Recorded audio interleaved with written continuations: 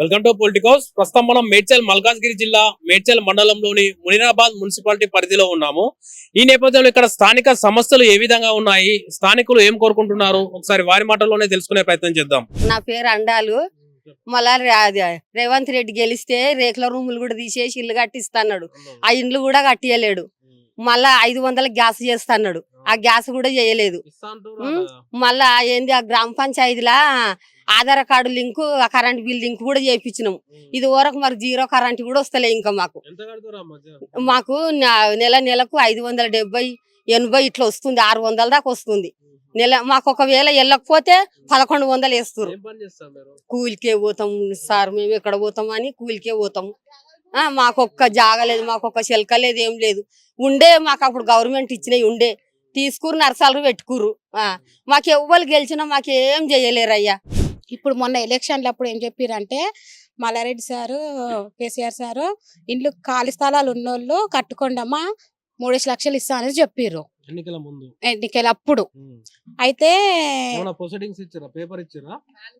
లేదు, ఏమి ఇవ్వలేదు, పుట్టి ప్రచారమే చేసిర్రు. అయితే సరే అనేసి వాళ్ళ ధీమా మీద మేము బయట అప్పు తీసుకొచ్చుకొని ఇల్లు కట్టుకున్నాం అన్నమాట. మా 3 అబ్బాయిలు మేము ఉంటున్నాము, 5 మంది ఉంటున్నాము. ఇల్లు అదే కొట్రస్ సరిపోతలేదు అనేసి ఏదో ఒకలాగా చేసి ఇల్లు కట్టుకున్నాము. ఇప్పుడు ఆ తర్వాత ఇంకొక ఆయన 5 లక్షలు ఇస్తా అనేసి అని రేవంత్ పోనీ ఆయన ఇస్తాడేమో.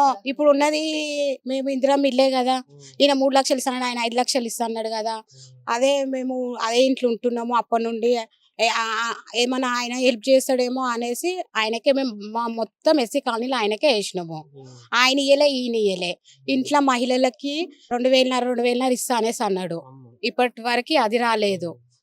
500 గ్యాస్ అన్నాడు, అది రాలేదు. ఇప్పుడు మేము ముక్కు తిప్పల పడుకుంటా అవి ఏమంటే ప్రైవేట్లో తీసుకొచ్చుకుని అప్పులు కట్టుకుంటున్నాము. కొంతమందికి 0 వస్తుంది, కొంతమంది 0 వస్తలేదు. మేమైతే ఇప్పుడు తెచ్చిన అప్పుకి పానాలు తీసుకునేలాగా అయిపోతుంది. మల్లమ్మ నా పేరు. ఎన్ని రివాంచ్ పైసలని ఒక 5-6 ఏళ్ళు ఇచ్చిర్రు ఆయన. 500 ఎక్కడికెళ్ళి వచ్చి ఆ కాగితం మాట నాది ఎక్కడనో గజెల్ అవతలకు పోయిందట. 10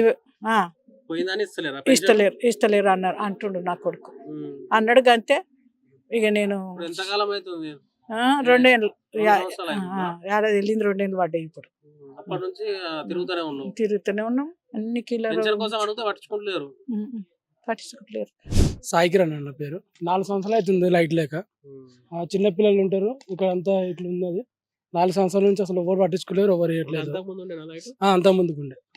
అంతకుముందు ఉండే కానీ ఎవరు వేయలేరు. 0 బిల్లు రావట్లేదు. పథకాలు కూడా మాకేం లేవు. గవర్నమెంట్ అన్ని చేస్తుందని చెప్తుంది కదా, మరి ఎందుకు ఏడా చేస్తుంటారు? మాకు అది అసలు ఏం పట్టించుకోవడం లేదు. ఈ తమ్మం ఏందుకే 4 సంవత్సరాలు 5 సంవత్సరాలు అవుతుంది. చేసాం, ఉప సర్పంచ్ చెప్పినాము, అందరికి చెప్పినాము ఉన్న వాళ్ళకి. అసలు ఎవరు వేయించడం లేదు. మీరే వేయించుకోమని చెప్తారు. మేమెందుకు వేపిస్తాం చెప్పు. ఎల్లమ్మా నాకు పింఛన్ లేదు నాయన. నా మగడు చచ్చిపోయి 5 ఏళ్ళు ఆయే. అప్లై చేసినా కూడా కాగితాలు అట్టే పోయినాయి కానీ ఇస్తలేరు. ఎన్నిసార్లు చేసినావు అప్లై? 2 మాటలు చేసినాం. ఏమంటారు? ఏమంటారు? వస్తాయి అంటారు. వస్తాయి వచ్చి ఇక్కడికి వెళ్ళి వస్తాయి, అక్కడికి వెళ్ళి వస్తాయి అంటారు. ఎక్కడికి వెళ్ళి వస్తారు? ఈ ఊళ్ళో నేను గెలిస్తే చేస్తా అన్నారు. వాళ్ళు గెలిచింది తెలియదు మాకు. ఇక చేస్తలేడు, పింఛన్ లేదు, ఏం లేదు. ఇక సర్పంచ్ నా మగుడు చావంగానే తప్పక చేస్తా అంటాను అన్నాడు. అక్కడికి వస్తుందమ్మా, వస్తుంది, వీడికి వచ్చామా, వస్తుంది, దగ్గరికి వచ్చింది అన్నాడు. ఆశ కూకున్నా నేను. 5 ఏళ్ళు అవుతుంది. అక్కడ ఆడుకోమంటే కీసరకు పోయినాం. కీసర కాడ ఒక ఆయన ముసలైన చచ్చిండు కదా, చేస్తాం పోమ్మా, కొత్త వాళ్ళకి చేస్తలేము, మీకు చేస్తాం పోమ్మా అన్నాడు. ఆయన కూడా చేయలే. మేడ్చల్కి అప్లై చేస్తామన్నారు. ఆ మేడ్చల్కి కూడా పోయినాం, ఆడ కూడా చేయలే. ఇక సాలించుకొని ఏడ్చుకుంటా కూర్చొని. అనురాధ నా పేరు. మునీరాబాద్ మాది. బస్సులు టైంకి లేవు, ఎక్కడ వెళ్ళాలన్నా కష్టము. ఏదన్నా 2 బస్సులు వస్తాయి రోజు. 7:30కి ఒకటి, 10:30కి ఒకటి. ఇక సాయంత్రం వస్తుంది, లేకపోతే లేదు. ఇక అంతే, బస్సులు లేవు. ఇబ్బంది అవుతుంది. ఇక ఉంటే బండ్లు ఉంటే, లేకపోతే నడుచుకుంటే ఆడిపోతాం. ఇక అక్కడికి కొంచెం దూరం. ఇక స్కూల్ బస్సులు వాళ్ళకి ఒకటి వేసిర్రు వాళ్ళకు స్కూల్ బస్. ఇక మా పిల్లలు అయితే ఇక్కడనే చదువుతారు. ఇక మా పిల్లలు ఇక్కడ గవర్నమెంట్ స్కూల్. ఏమైనా హెల్త్ ఎమర్జెన్సీ అయినా కూడా ఎట్లా పోతారు మరి ఇబ్బంది కాదు? ఏం చేస్తాం, ఈ ఆటోలు అవి ఇవి పట్టుకొని పోతాం.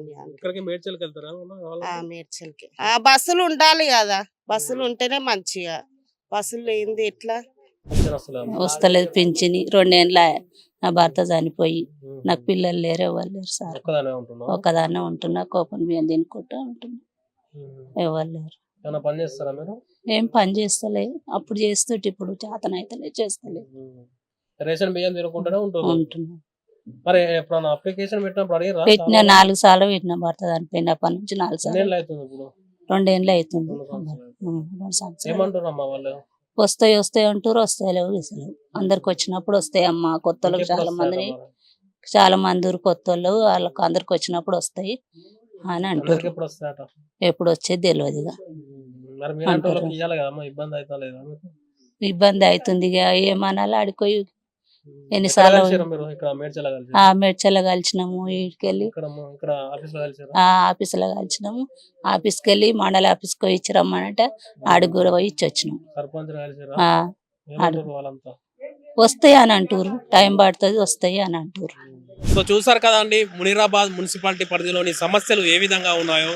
ఇక్కడ చూసుకున్నట్లయితే చాలా మందికి వితంతు పెన్షన్లు కావచ్చు, అదే విధంగా వృద్ధాప్య పెన్షన్లు కావచ్చు రావట్లేదని వాళ్ళు చెప్తున్నారు. సో దానికి సంబంధించి వాళ్ళు ఎన్నిసార్లు ఇక్కడ స్థానిక మున్సిపాలిటీ ఆఫీస్కి వెళ్ళినా, ఎన్నిసార్లు అధికారులను కలిసినప్పటికీ వాళ్ళకు ఎలాంటి ప్రయోజనం చేకూరలేదని వాళ్ళు వాపోయారు. సో అదే విధంగా చూసుకున్నట్లయితే ఇక్కడ చాలా మందికి సంక్షేమ పథకాలైన ఏవైతే 0 బిల్ ఉందో, అదే విధంగా గ్యాస్ సబ్సిడీ ఉందో అవి కూడా వాళ్ళకి అందట్లేదని వాళ్ళు చెప్తున్నారు. అదే విధంగా కొన్ని చూసుకున్నట్లయితే కొంతమంది రోడ్ అంటే స్ట్రీట్ లైట్స్, రోడ్ ప్రాబ్లమ్స్ ఉన్నాయని చెప్తున్నారు. సో ఇకనైనా స్థానిక అధికారులు కావచ్చు, సంబంధిత నేతలు కావచ్చు, సమస్యలన్నింటినీ పరిష్కరించి వాళ్ళ గోడు తీర్చవలసిందిగా వాళ్ళు వేడుకుంటున్నారు. వీడియో జర్నలిస్ట్ రాజశేఖర్ తో correspondent Srinivas Kolavala, Politicos, Munirabad. Please subscribe to the channel and download the Politicos app from the links in the description.